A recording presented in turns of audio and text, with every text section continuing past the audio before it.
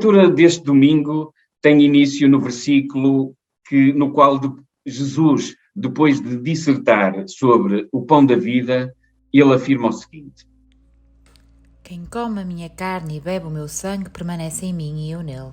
Assim como o Pai que vive me enviou e eu vivo pelo Pai, assim quem de mim se alimenta também viverá por mim. Este é o pão que desceu do céu. Não é o caso dos vossos pais, que comeram o maná e morreram. Quem comer este pão viverá para sempre. Ele disse estas coisas na sinagoga, ensinando em Cafarnaum. Jesus apresenta-nos uma espécie de cadeia da vida que começa no Pai que vive, no Deus vivo, continua naquele que o Pai enviou, que é o Filho, encarnado em Jesus, e termina em todo aquele que, para ter vida, precisa de se alimentar.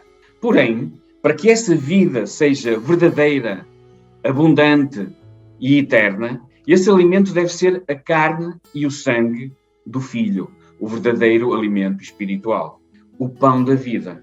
Porque só esse alimento nos permite que permaneçamos em Cristo e que Cristo permaneça em nós, garantindo a nossa união com Ele, do mesmo modo que Cristo, o Filho, está unido ao Pai. Muitos, pois, dos seus discípulos, ouvindo isto, disseram: Duro é este discurso, quem o pode ouvir? Sabendo, pois, Jesus em si mesmo que os seus discípulos murmuravam disto, disse-lhes: Isto escandaliza-vos? Que seria, pois, se visseis subir o Filho do Homem para onde primeiro estava? O Espírito é o que vivifica. A carne para nada aproveita. As palavras que eu vos disse são de espírito e vida. Mas há alguns de vós que não creem. Porque bem sabia Jesus desde o princípio quem eram os que não criam e quem era o que o havia de entregar. E dizia: Por isso eu vos disse que ninguém pode vir a mim se por meu Pai lhe não for concedido. É curioso que, na sequência de um discurso em que Jesus fala de união, surjam episódios em que assistimos a separações. Alguns daqueles que antes seguiam Jesus de perto, que eram seus discípulos, tomaram a decisão de se afastarem, de se separarem do grupo. E tudo alegadamente por causa das palavras duras, do duro discurso, como diz o texto, que Jesus acabara de fazer, das metáforas que ele utilizou, do seu vocabulário. Por isso, esses discípulos começaram a murmurar, tal como haviam feito os israelitas no deserto, que não acreditaram que o Senhor providenciaria aquilo de que eles precisavam. E Jesus conhecia bem estes discípulos. Ele sabia muito bem quem é que o seguiria e quem iria optar por seguir outro caminho. E nós todos temos um pouco desses israelitas insatisfeitos e impacientes, ou destes discípulos resingões e descrentes. Somos tentados a pensar num Deus distante, o que é falso, que controla tudo a seu belo prazer, o que é verdade, mas que não se importa com as suas criaturas, o que é completamente falso, especialmente com aquelas que ele adotou como filhos. Deus prometeu-nos vida abundante e eterna. Ele entregou o seu Filho amado para ser colocado no lugar onde nós deveríamos estar. Quem somos nós, afinal, para afirmar que Deus se esqueceu de nós ou que não é suficientemente bondoso e paciente para connosco, ou que é injusto? A lógica de Cristo e do seu Evangelho é completamente invertida em relação à lógica do mundo, que encontra dureza ou estranheza nas palavras do Evangelho. É o escândalo da cruz, é o absurdo da manjedoura, é a difícil explicação do túmulo vazio. Pois, se muitos se escandalizavam com Jesus por ele se identificar com o pão que veio do céu, quanto mais não se escandalizariam quando vissem esse mesmo Jesus ascender ao céu, gloriosamente, depois de se levantar dos mortos, e depois de ter sido levantado do chão e erguido na cruz, para que todo aquele que cresce visse os seus pecados serem perdoados e ser salvo. Estes Jesus conhecia-os muito bem, pois eram aqueles que tinham sido concedidos a Jesus pelo Pai. Eram aqueles que viriam ser as joias da coroa que Jesus sustenta enquanto rei. Mas Jesus conhecia também muito bem todos aqueles que viriam a ser, não as joias, mas os espinhos da coroa que por troça lhe haviam de colocar na cabeça durante a sua caminhada em direção ao Calvário.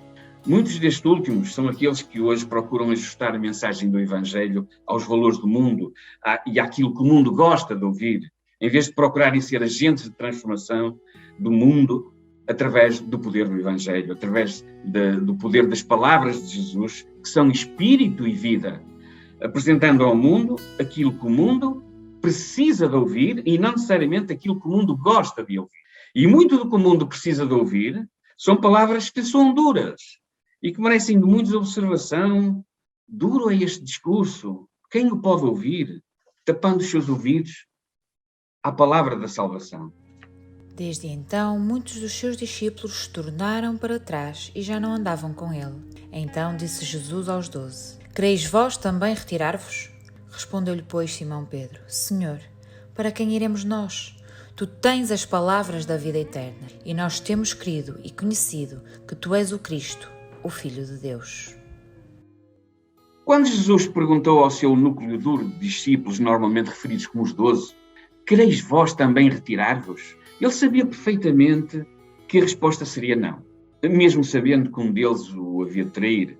E estes 12 não estavam, pois, no grupo dos que se afastavam de Jesus. Estes mantiveram-se unidos a Jesus. Que resposta darias tu a Jesus neste momento, se ele te perguntasse: e tu? Queres retirar-te de mim? Se a tua resposta for não, sendo uma resposta genuína, fruto de um coração verdadeiramente arrependido e regenerado, inclinado para as coisas de Deus, é porque comeste do pão da vida, é porque te alimentaste da comida e da bebida que constituem o corpo, ou a carne, e o sangue de Cristo. É porque te estás a preparar para te apresentares perante o trono da graça, num tempo que já começou. Aqui neste tempo e neste lugar onde Deus te colocou, para seres testemunha viva das palavras de vida eterna que brotaram de Jesus, reveladas nas páginas da Sagrada Escritura. Sigamos, pois, o caminho por onde Jesus nos conduz, em segurança, pois para quem iríamos nós, senão para aquele que nos traz vida abundante, nos refrigera a alma sedenta com água fresca que nunca acaba e nos alimenta como o verdadeiro pão do céu. Afirmemos a nossa fé, renovando a nossa aliança com Deus, com o Deus de amor, o Deus que é poderoso e bondoso, revelado naquele a quem nos dirigimos hoje, dizendo: nós temos querido e conhecido que tu és o Cristo, o Filho de Deus. Assim seja. Que o Senhor esteja convosco.